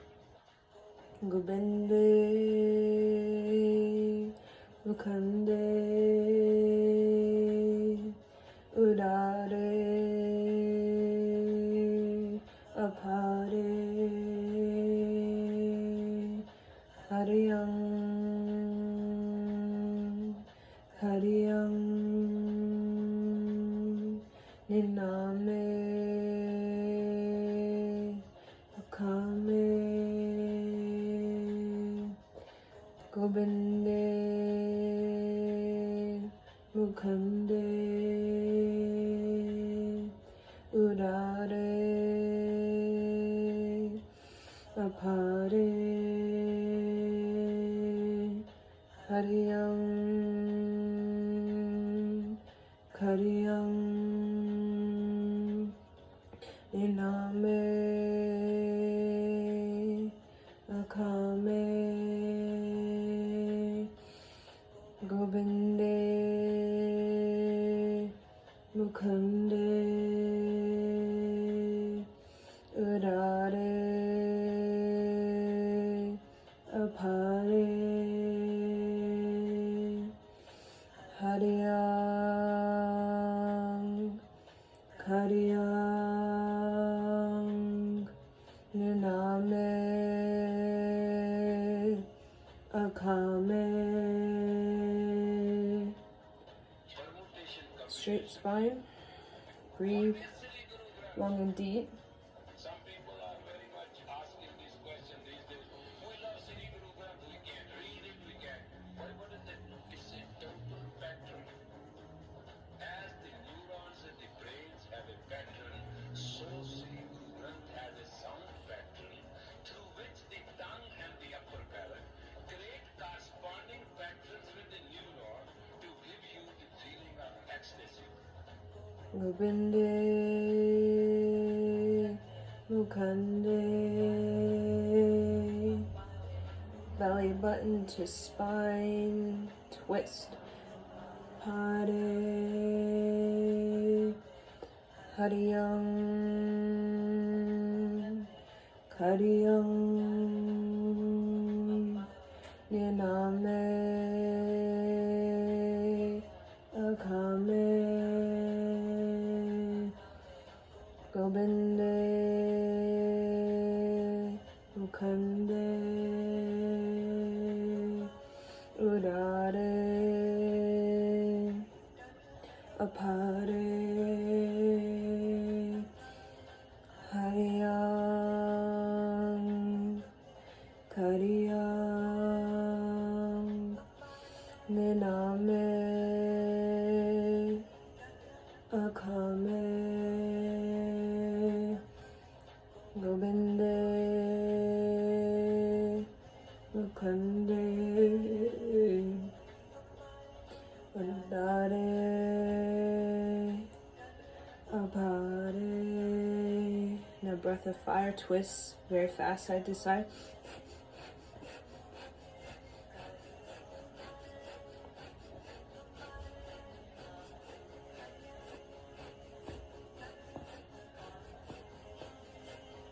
Let the energy move up and circulate. Let it free. Release.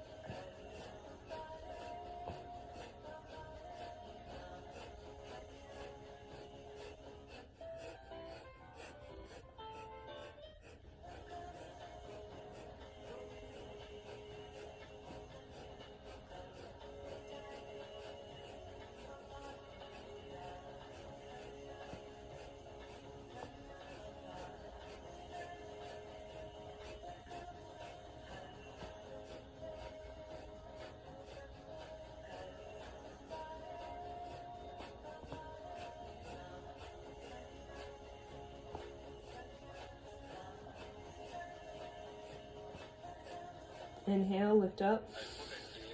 Squeeze up, hold the breath. Squeeze up.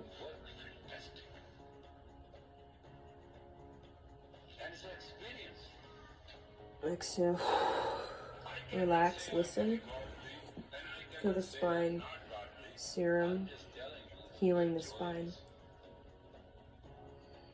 He created you, he will take care of you, and he's around you, he's within you, and he's you. Inhale. Exhale. Inhale, exhale.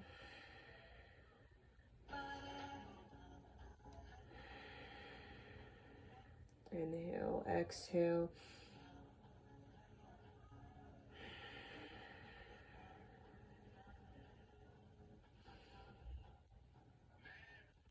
Accept God as self.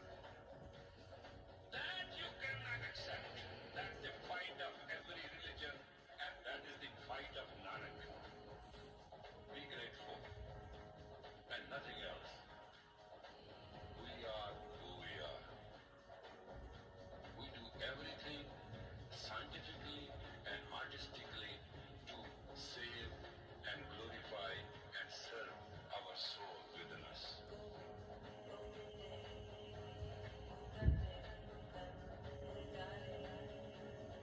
Inhale. Exhale. Inhale, exhale. And save the difference.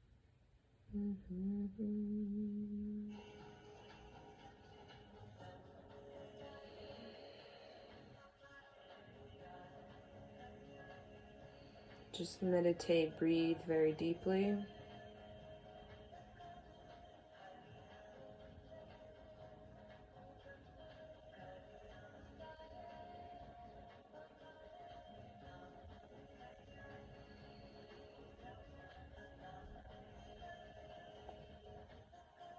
Sneakers are never allowed even in good restaurants.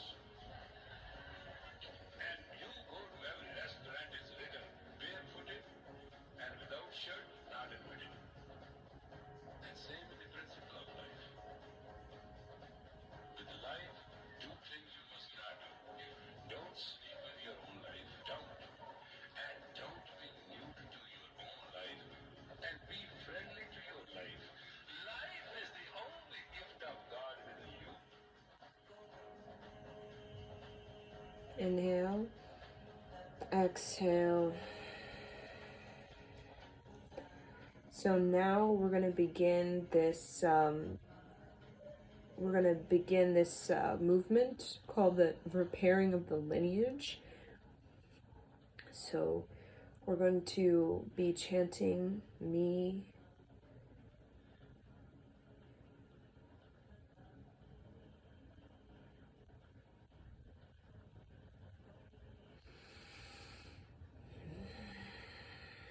God and me are one.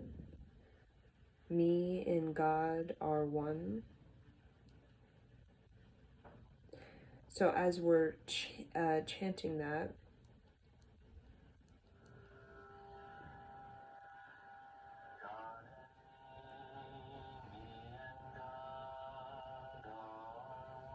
so you're gonna cross, recross. So hands like this, right over left, left over right, kind of like the serpent energy, crossing the left side of the body, the right side of the body, crossing, crossing, crossing, structuring the Sushma channel. God and me and God are one.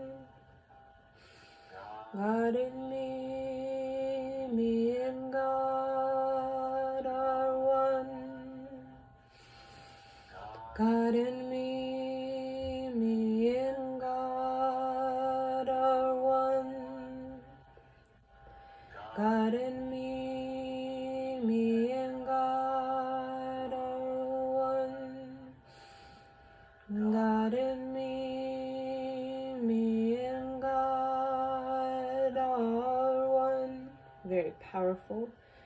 God and me and God are one. God and me and God are one. God and me and God are one. God and me and God are one.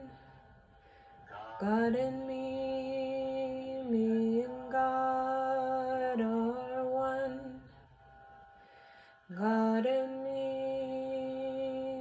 and God are one. God and me and God are one. God and me and God are one. God and me and God are one. Feel the power. God and me and God are one. God and me and God are one. God and me and God are one. God and me and God are one. God and me and God are one. God and me and God are one. God and me and God are one. God and me and God are one. God and me and God are one. God and me and God are one. God and me and God are one. God and me and God are one.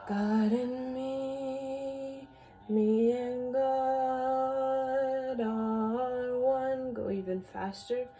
God and me and God are one. God and me and God are one.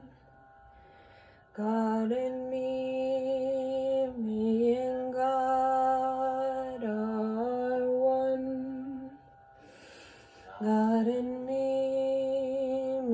and God are one. God and me and God are one. Now hold it here at the heart, right over left, left over right, like you're fanning. God and me and God are one. God and me and God are one. Now here at the head, forehead, me and God are one. Fast. God and me and God are one. God and me and God are one. God and me and God are one. Inhale, bring it hands into prayer at the heart. Press palms together, breathe long and deep. Now feel the movement of the Sushma channel, the spine, the chi. Feel the sophistication of you, the channel, the pipeline, cleaning it out between the perineum all the way to the pineal gland, all the way up, out the soft spot at the top of the head, out, up, Satanama. Mentally chant Satanama above your head like you're climbing a ladder above your head, Satanama. Mentally chant Satanama, Satanama, Satanama, Satanama, mentally. And think of it as above the head, this whole realm above the head, climbing a ladder, gold, ladder towards the gold sun, climbing into the gold sun of your ancestors, your lineage, the teachers, the wise ones, the ascended beings, the masters, the richness, the wealth of your knowledge, the wealth of your soul, the wealth of humanity, the wealth of this planet, the wealth of the Akashic record. Connect to the gold sun like climbing a ladder, almost like you're climbing a ladder above your head into this golden sun, the Akashic record, accessing the knowledge of your lineage that is thousands upon thousands upon thousands of years old, that is also intergalactic and not of this planet. Your genetic sequence belongs to other planetary systems. Connect. Satanama, Satanama mentally. Satanama, Satanama, Satanama. Become intergalactic. Connect to your DNA. A DNA that is older than this planet. Older than the human that is known to planet Earth. Think of the human species evolving DNA that's older than this planet. And you are part of that interstellar DNA patterning. Look at all those millions and millions of lives on this planet to the point where you are now as this genetic DNA pattern sequence person, human species, evolution of millions of years as a human. Climb the ladder, Satanama, Satanama. Climb into the gold sun. the gold sun, like a gold disc, climbing to the gold disc of the Sachic record to retrieve the wealth of your celestial, spiritual, intergalactic intelligence, interstellar awareness. You don't need drugs, you don't need substances to create this transcendental experience. You need to use the technology of the ancients. This is the path towards sustained energy, contain the energy, manifest the energy. We're not looking for elusiveness, we're looking for sustained, maintained, contained energy, to embody this energy, not to elusively play and toy with it, but to embody it. Feel your heartbeat now becoming this gold energy. See your heart like this gold energy, like a liquid form. Now see your heart in this sort of soft pink energy.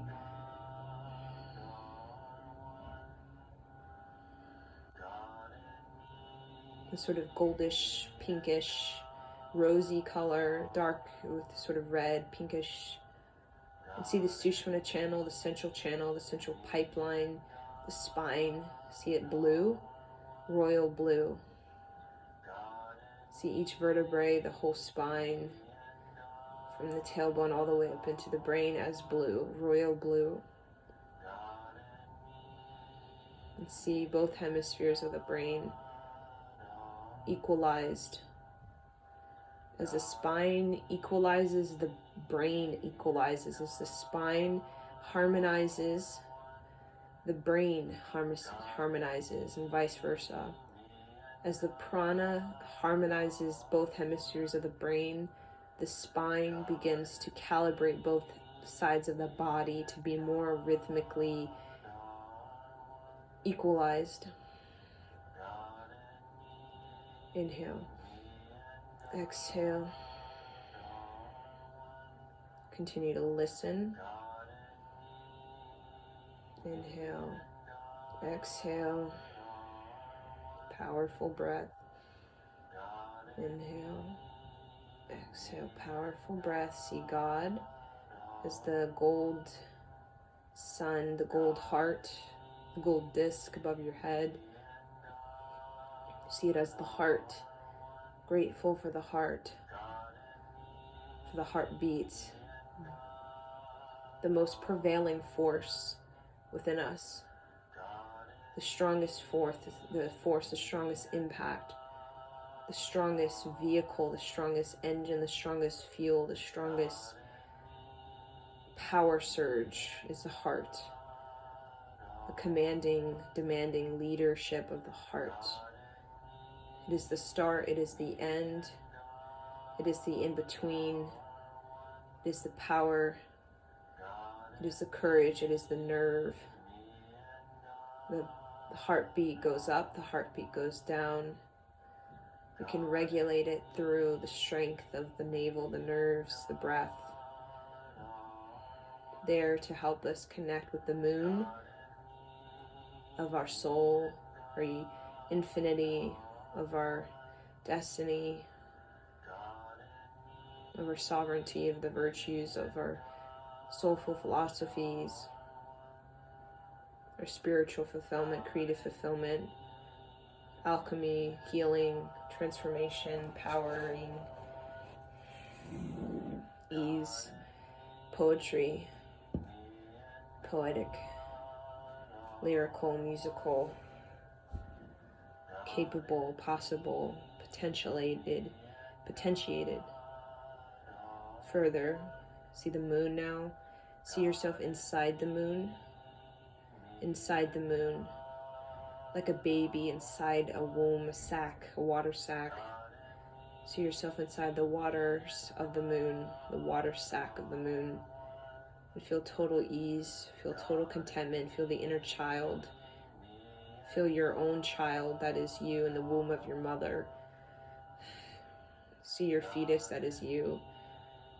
in the womb of the mother, in the womb of the moon, the waters of the moon, the blue waters, the pure, clean, pure blue waters. See the fetus that is you as you coming to earth. And see the child that is you leaving the earth and letting the ego fall, dropping the ego.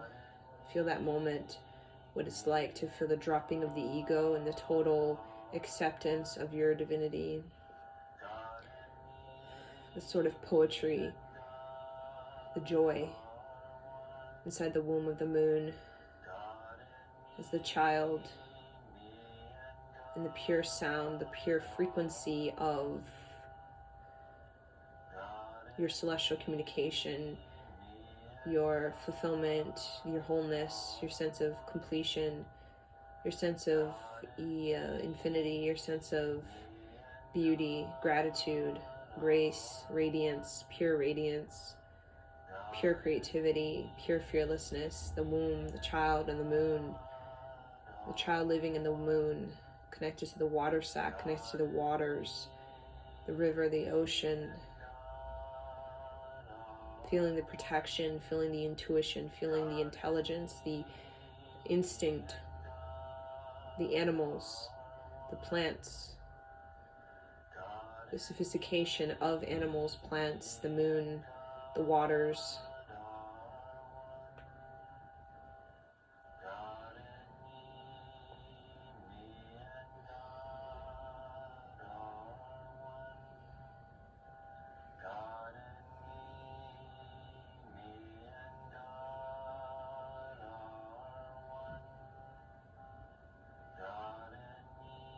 Now heal the womb, heal the fetus that is you. Go into the waters. Go into the waters of the moon, the deep waters, the blue waters, the pure crystalline waters, pure minerals, pure electric waters, pure, looks like it's been hit with lightning several times, charged up.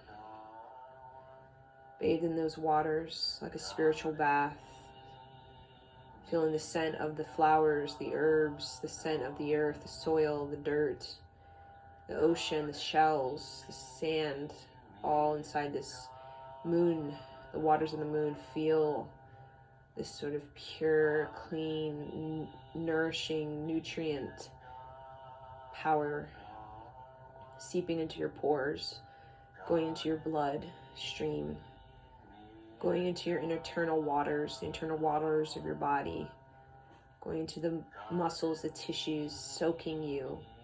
You're soaked like the rain on a tree, soaked. And just feel this pure water cleaning you out. The impurities, sort of habits, behaviors, toxicities. Inhale.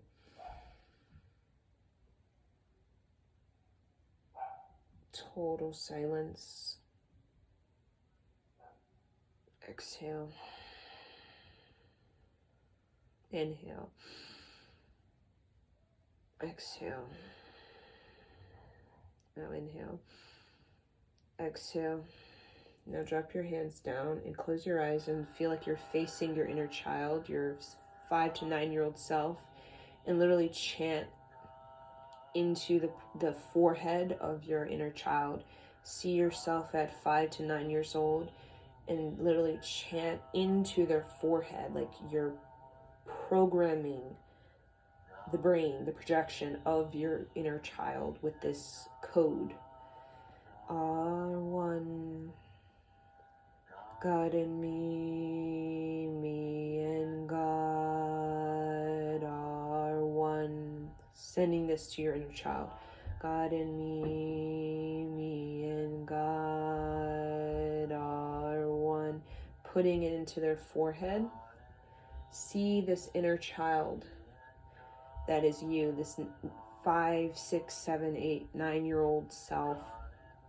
See them in their perfect state, their childlike state. sing into their forehead, like you're writing it across their forehead. Are one.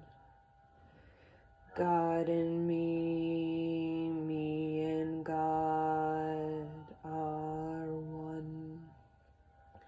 God and me and God are one.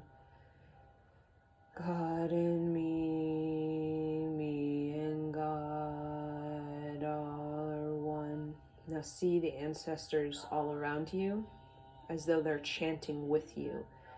See a whole sort of thousands, you can say hundreds, thousands of people all chanting the same thing, projecting this sound into your 8, 9-year-old self.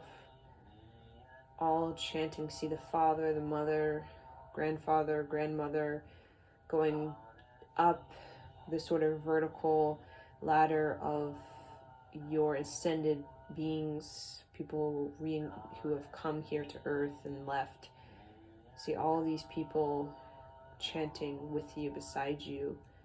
See the sort of loudness, the grandness, the sort of echo of them, all singing in unison through your sound current. God and me and God are one. God and me and God are one. God and me and God are one. God and me and God are one. Inhale. Exhale. Now just quietly, mentally project. Mentally project into the forehead of your 8, 9-year-old self. Feel the unison of your ancestors, the communion as they speak through you, your sound current. They are your sound current. They're embedded in your sound current. Sending this to your 8, 9-year-old self. Programming this version of yourself to think highly, to have high self-worth, high self-esteem, which will heal your future self. You're healing your future self. You're healing your future self. Past, present, future are all connected. Healing the past is healing the future self. Creating a template within the young self of success, victory, high vibration will actually create an even powerful experience of success and victory of the future self. Now begin to see the future self and the 8, 9-year-old self side by side. See the future self, the young self side by side. The sort of trinity, you, your young self, your future self. The 3, trinity.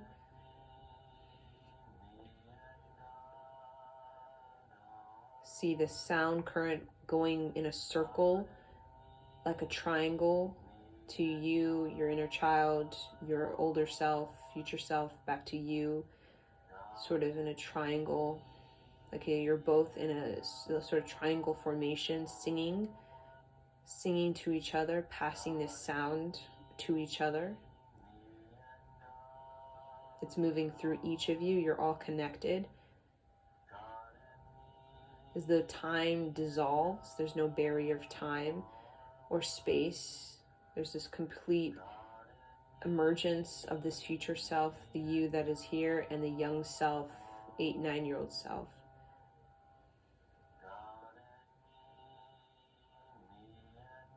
And see in the center, see this pure, like white sun, this white energy, pure white energy with sort of royal blue rays, royal blue sort of emission of light.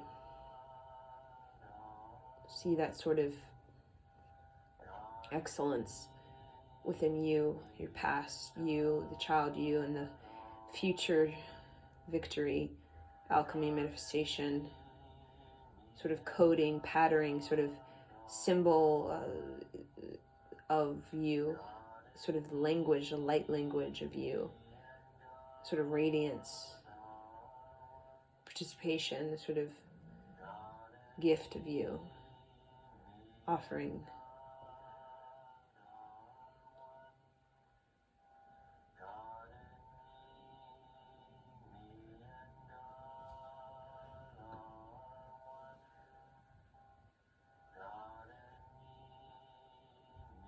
Okay, inhale, exhale.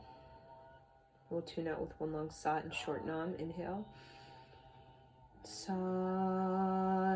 nam. Sat nam. Sat nam. Bow to yourself in your practice, and thank you for joining me.